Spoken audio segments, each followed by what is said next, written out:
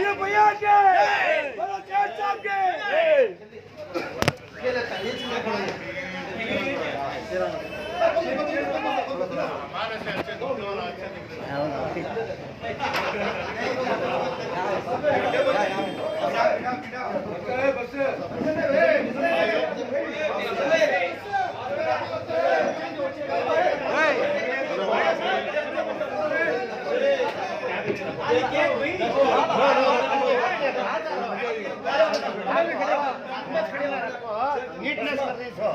मुजम्मिल मुजम्मिल जल्दी उठा लो थोड़ा मत वो कोने में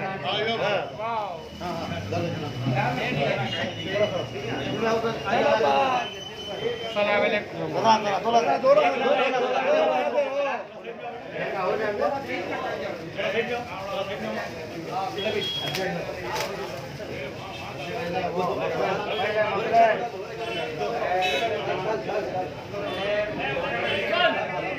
आराम से बोलो सेठ साहब के अय्यूब भैया के आपके निशान को आपके निशान को जल्दी से मेरा खाजा और जिंदगी जल्दी उप मुख्यमंत्री होंगे हम लोग भैया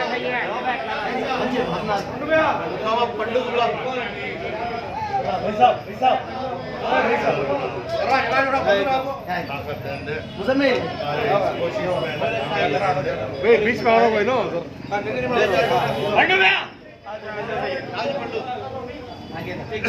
ऐसा फिरो भैया ये भैया इधर फिरो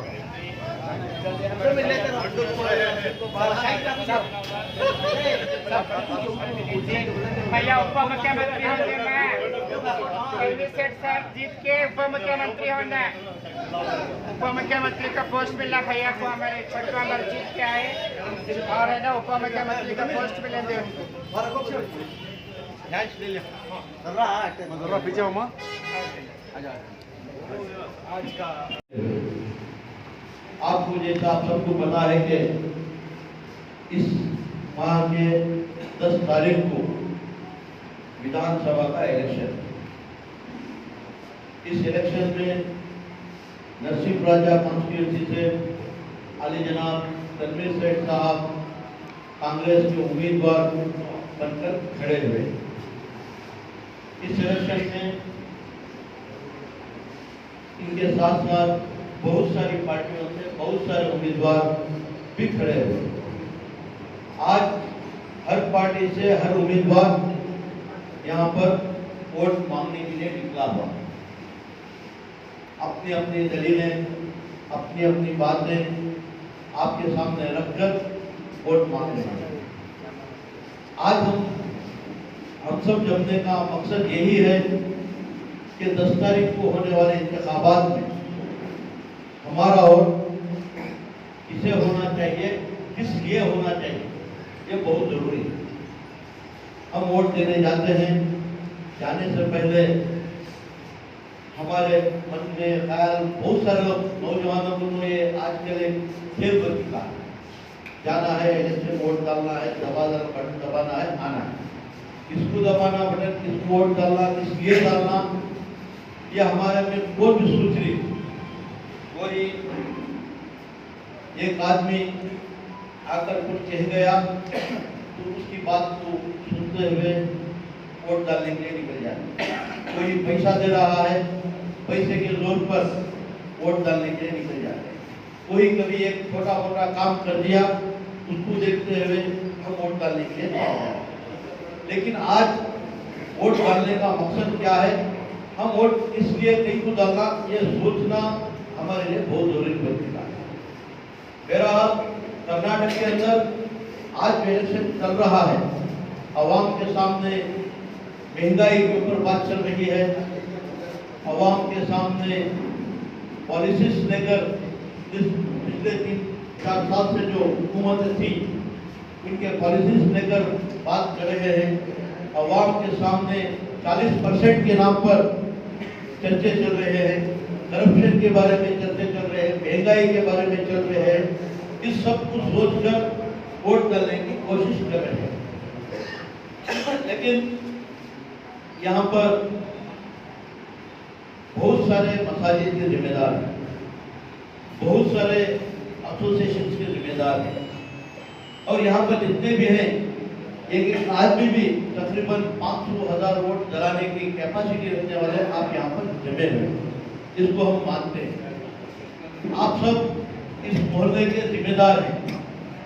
आपकी जिम्मेदारी है कि आप इस मोहल्ले में जो भी आपके अड़ोस पड़ोस में, आपके मसाजिद के दायरे में, हुदूद के अंदर जितने भी आते हैं, उनको समझाना, क्यों वोट डालना, किस लिए वोट डालना, ये जिम्मेदारी आपके ऊपर भी है। मस्जिद के सदर सेक्रेटरी बन जाने से उनका हुदूद सिर्फ मस्जिद का कंपाउंड नहीं होता, मस्जिद के मौलवी साहब को दरमा देना या मस्जिद की पाकी सफाई करा देना उनकी जिम्मेदारी नहीं होती। मस्जिद के जिम्मेदार बनने के बाद उस मस्जिद का हुदूद एक जितना भी रहता है, वहां पर अच्छा बुरा जो भी होता है उसको देखना, करना, संभालना, इसकी जिम्मेदारी हर मस्जिद के अराकीन के सदर सेक्रेटरी की रहती है। इसलिए आज आप सबको यहाँ पर इकट्ठा किया गया है। तो मैं बोलना यही चाहता हूँ कि आज के इलेक्शन में मुद्दे क्या है। अवाम के सामने करप्शन का मुद्दा होगा, अवाम के सामने महंगाई का, बेरोजगारी का मुद्दा होगा, अवाम के सामने पिछले हुकूमत के पॉलिसीज का मुद्दा होगा। लेकिन हमारे सामने मुद्दा क्या है, हम किस लिए वोट को जाना है, हम कौन सी हुकूमत चुनना है, किसको चुनना है, कौन सी पार्टी को इस सियासत के अंदर लाना है।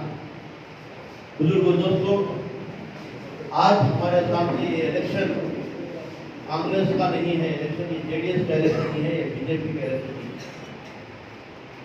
आज जो 10 तारीख को होने वाला इलेक्शन है, ये हमारा इलेक्शन है, मुसलमानों का इलेक्शन है। अगर हम इस इलेक्शन में थोड़ी भी कोताही या कोई भी गलती कर दे तो हम आने वाले 5 साल तक पछताना पड़ता है। ये इलेक्शन हमारी शरीयत को बचाने का इलेक्शन है। ये इलेक्शन हमारी माँ बहने की इज्जत और अजमत को बचाने का इलेक्शन है।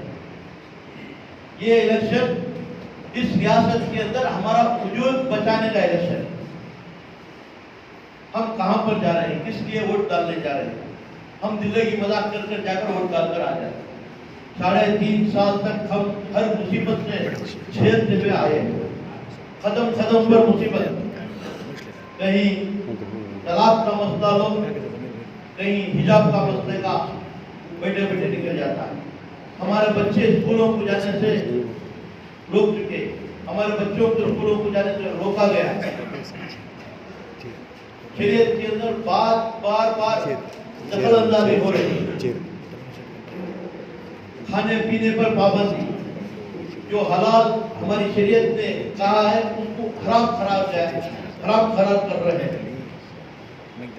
तो ये सब देखते हुए आज व्यापार नहीं कर सकते, खुलेआम फिर नहीं सकते, बुलंद आवाज में हमारे मीनारों से आवाज नहीं निकल सकती, अदा नहीं दे सकते। ये सब सोचते हुए मैं आपसे एक बात पूछना चाहता हूँ कि इलेक्शन किसका है, आप बताइए। ये कांग्रेस का इलेक्शन है या जेडीएस का इलेक्शन है या बीजेपी का इलेक्शन है या मुसलमानों का इलेक्शन है? अल्लाह ताला ने बेहतरीन मौका फिर एक बार हमें दिया है। हमारा हथियार वोट है। हमारे हथियार से हम आगे वाले दुश्मन को किस तरीके से खत्म कर सकते हैं, ये अल्लाह ताला ने वोट के जरिए दिया है। वालेकुम सलाम। आज अम्बेडकर भवन में अल्हम्दुलिल्लाह तन्वीर सेठ की हिमायत में बहुत कामयाब जलसा मुनक्किद हुआ, जैसे कि साहब मौजूद है और कारपोरेटर कुंडू साहब और दीगर तमाम मौजूद है। क्या कहेंगे सर, कैसा लगा जमा यहाँ पर? आज उदयगिरी के अंदर और उदयगिरी के आसपास जितने भी मसाजिद थे, उस मसाजिद के सदर सेक्रेटरी अराकीन और यहाँ पर जितने भी एसोसिएशन है, उन सबको इकट्ठा कर आने वाले 10 तारीख को जो इलेक्शन है, उस इलेक्शन के बारे में बातचीत की गई तो अल्हम्दुलिल्लाह सारे सब लोग यहाँ पर जो भी जमा हुए थे लब्बैक कहते हुए बात को तनवीर सेठ को तायद करने की कोशिश की और बहुत सारे लोग तनवीर सेठ को तायद करने का भरोसा देकर भी गए हुए। इंशाअल्लाह आज का जो जोड़ था आने वाले 10 तारीख को इसका नतीजा दूसरों को नजर आता है। हर आदमी हर मसाजिद का अराकीन अपनी जिम्मेदारी खुद समझकर अपने अपने मस्जिद के हुदूदों में और जो जहाँ भी ऑर्गेनाइजेशन है वहाँ पर खुद तनवीर सेठ साहब को कांग्रेस को काम करने के लिए निकले हुए हैं। इंशाअल्लाह 8-10 दिन के अंदर बहुत सारा काम और प्रचार भी उन्हीं से होगा और हर घर घर को जाकर वही वोट पूछेंगे। तो मैं आपके माध्यम की जानिब से आजियाना अपील करता हूँ कि ये इलेक्शन बहुत अहम इलेक्शन है, ये जिंदगी और मौत का इलेक्शन है हमारे लिए। तो अगर हम कुछ भी गलती कर बैठे 10 तारीख के वोट डालने के दिन तो हम आने वाले 5 साल तक पछताना पड़ता है। तो किसी की बात हमें मत आइए, भड़काने वाले बहकाने वाले बहुत सारे हैं, लेकिन काम करने वाले चंद आदमी ही रहते हैं। तो काम करने वाले आदमी को दीजिए। यहाँ पर रियासत के अंदर कांग्रेस आना बहुत जरूरी है। तो अगर कांग्रेस रियासत के अंदर आना है तो यहाँ से तनवीर सेठ को जिताना भी उतना ही जरूरी है। तो मैं यही अपील करता हूँ, आज जना अपील कि 10 तारीख को जो वोट डालने हम जाते हैं, हाथ का निशान नंबर 2 तनवीर सेठ साहब को जिताकर रियासत के अंदर कांग्रेस को लाइए। अभी ये जो ऑफिस में आए हैं इसका मकसद जो है या सिर्फ एक वार्ड की हद तक है, क्या है? नहीं, ये ऑफिस सबके लिए है जी। यहाँ पर जो काम चल रहा है सिर्फ एक वार्ड के लिए नहीं है। आज जो जमा हुए थे आदमी सिर्फ वार्ड के लिए नहीं, सारे हल्के के लिए है। और यहाँ से सारे हल्के को मैसेज जाता है कि यहाँ पर जैसा जमकर मसाजिद वाले काम करने के लिए निकले हैं, ऐसा ही मैसूर के नैनार क्षेत्र के हल्के के अंदर हर मसाजिद वाले अपनी जिम्मेदारी समझकर काम करें। सर मुझे तो हालात में जहाँ आपने फिरका परस्त पार्टी को निशाना बनाया है, वही जेडीएस को साफ निशाना बनाया आपने, तो क्या आने वाले दिनों में ऐसा हो सकता है? तो ये खुला दूध और पानी का हिस्सा है। कुमार स्वामी के बारे में हम पिछले बार देख चुके हैं, उनके डिसीजंस, उनके जो भी फैसले होते हैं हम जब भी उन मौका परस्त जो कहते हैं वो बेहतरीन एग्जाम्पल कुमार स्वामी है। अगर कांग्रेस में या 5-10 सीट कम पड़कर बीजेपी की जरूरत पड़ेगी तो कुमार स्वामी पहला आदमी है जो मुसलमानों की वोट बटोर कर जाकर बीजेपी को हाथ मिला सकते हैं। तो यही कहता हूं कि हर एक वोट अगर बीजेपी को जनता दल को डाले तो बीजेपी को डालने के बराबर है। तो अपना वोट जाया मत कीजिए। एक वक्त था जब तनवीर सेठ अपने नामजदगी दाखिल किए थे तो आप लोगों में पार्टी के अयूब खान जेडीएस से टिकट लाने वाले हैं, तब उस वक्त क्या जेडीएस आपको सही थी? नहीं, ये लोगों का रुझान था। मैं कभी भी अपनी जुबान से जेडीएस को जा रहा हूं या जेडीएस में रहता हूं मैं कभी भी नहीं कहा था। आदमी तो कहते रहते हैं, उनकी ख्वाहिश थी, उनकी दिली ख्वाहिश वो जाहिर किए थे, लेकिन मैं कभी भी नहीं कहा था कि मैं जेडीएस को जा रहा हूं। मैं कांग्रेस उस वक्त भी यही कहा हूं कि कांग्रेस में हूं, कांग्रेस में ही रहूंगा। मैं दूसरों के साथ बातचीत कर डिसीजन लूंगा, तो उस पर कायम हूं। आज का जो जलसा था उसमें जो है सारे मजहब के लोग और सारे लोग जमा थे, ये किसका प्लान था? यानी जनाब अलहाज तनवीर सेठ साहब ने ये कहकर जमाया था कि आप अपनी तरफ से? ऐसा ही नहीं, हर बार यहाँ पर जब इलेक्शन होता है हम काम करते हैं, तो हम काम करने के जब निकलते हैं तो मेरी यही ख्वाहिश रहती है कि हर आदमी, हर ऑर्गेनाइजेशन, हर मसाजिद इसमें इन्वॉल्व हो। जहाँ पर हम मसाजिद वाले कहते हैं कि हमारी मस्जिद ही हमारी हुदूद है, मस्जिद के अंदर ही हमारा काम करना है, तो मैं यही कहता हूँ मस्जिद को मरकज बनाकर हर काम कीजिए। तो ये सियासत नहीं है। जब मुसलमानों के ऊपर जुल्म ढाया जा रहा है तो सियासत कहाँ पे? अगर मुसलमान को तकलीफ होती है तो मस्जिद नहीं तो फिर काम बात करें हम। तो यही मैं कहता हूँ मस्जिद के जिम्मेदारों से वक्त आ चुका है, हम बदलाना है, हुकूमत एक लाना है जिसे हमें साथ देती है, उस हुकूमत को लाना है। तो उस हुकूमत को लाना है तो हर जगह हम बात करना चाहिए। ये पहला कदम यहाँ मस्जिद से, मदरसों से स्टार्ट होने वाला। सर एक बहुत बड़ी बात आज कही थी तनवीर सेठ साहब ने कि मैं रहूं या ना रहूं इस हल्के में मुसलमान का ज्येष्ठता रहे वो हाथ से न जा रहे थे। एक बहुत दूरंदेशी की बात कही थी उन्होंने। सर आपका क्या ख्याल है सर? इंशाअल्लाह जब भी हम काम करते जा रहे हैं, तनवीर सेठ साहब हो, मई हो, पंडित हो, बहुत सारे कारपोरेटर्स है, हम जब भी हम काम करने निकलते हैं तो कौम का सोच कर ही काम करते हैं। हमारे पास जब भी काम का वक्त फर्स्ट हमारे सामने कौम रहती है, बात दूसरा रहता है। तो इस काम करने के वक्त हम हमारा सर झुकाकर काम कर जा रहे हैं। अवाम देख रही है और अवाम चुनती है वक्तन वक्तन किसको क्या करना है।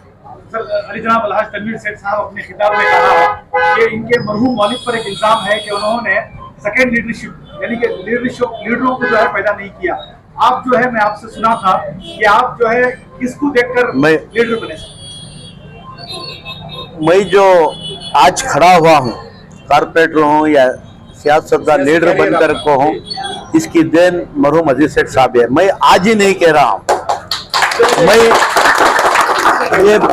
ये बात हर बार कहते हुए आया हूँ कि मेरे उस्ताद ही मरहूम अजीज सेठ साहब है, उन्हीं की देन है।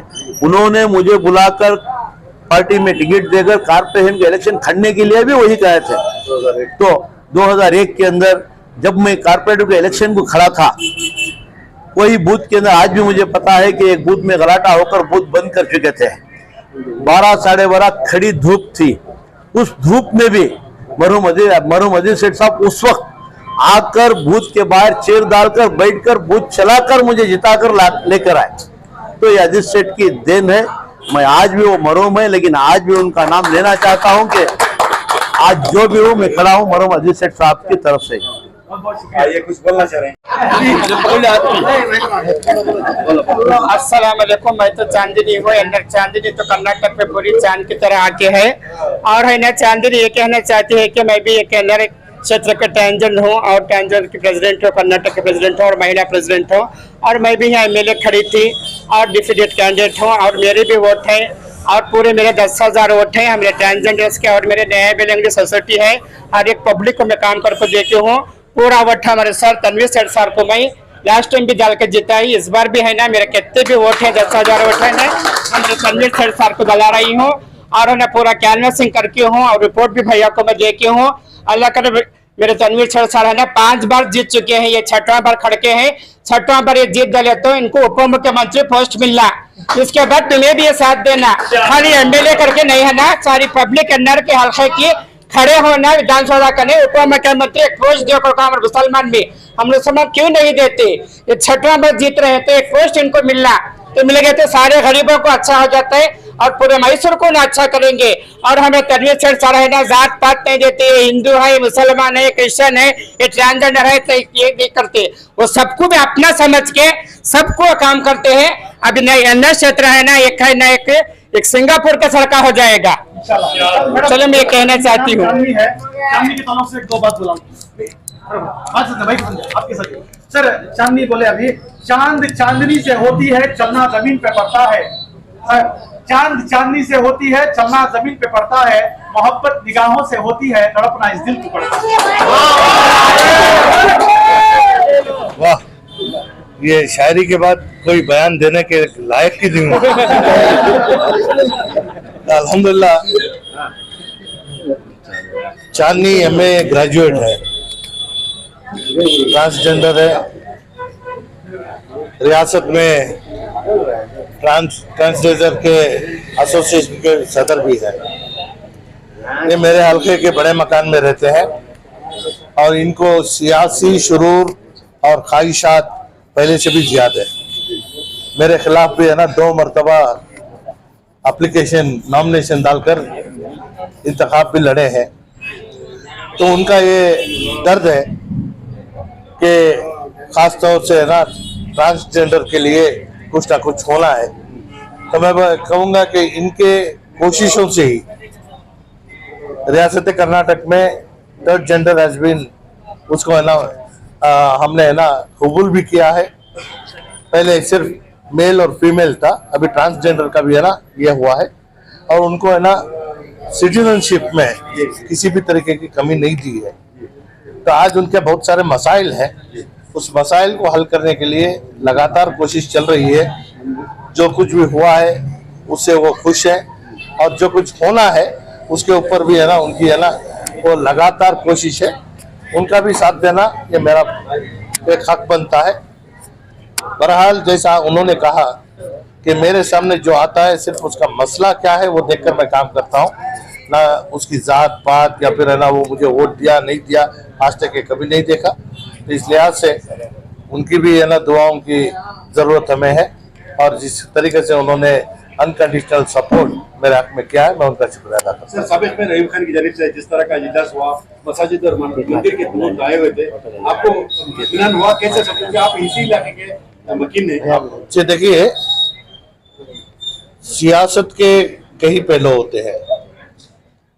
कोई शोर शराबा करके है ना भीड़ भाड़ में है ना ये दिखाना चाहता है कि मेरी ताकत ये है, कोई एक दूरअंदेजी के साथ बंद कमरे में है ना जो हालात है उसके ऊपर बात कर करना चाहता है। तो हिम्मत से करने वाला, ताकत का जोर डालकर करने वाला और हिकमत से करने वाला अपनी अपनी एक अदा होती है। यहाँ जैसे अयूब खान ने कहा, जब भी इंतखाब का दौर आया है, चाहे वो MP इलेक्शन हो, कॉर्पोरेशन इलेक्शन हो या फिर है ना असेंबली का इंतखाब हो, इसी तरीके का जोड़ हर हमेशा हमारे सामने हुआ है और इससे हमें बहुत सारा जो फायदा हुआ है, कामयाबी ऐसे इजलासों से काफी हद तक है ना मिली है। और ये उम्मीद करता हूं कि जितने भी आए थे वो जिम्मेदार बनकर आए थे और ये सिर्फ अपना वोट डालने के लिए नहीं, उसकी बात और उसके रसूख के साथ माशरे में अपनी बात रख सकता है और हालात को बदल सकता है। बहुत बहुत शुक्रिया।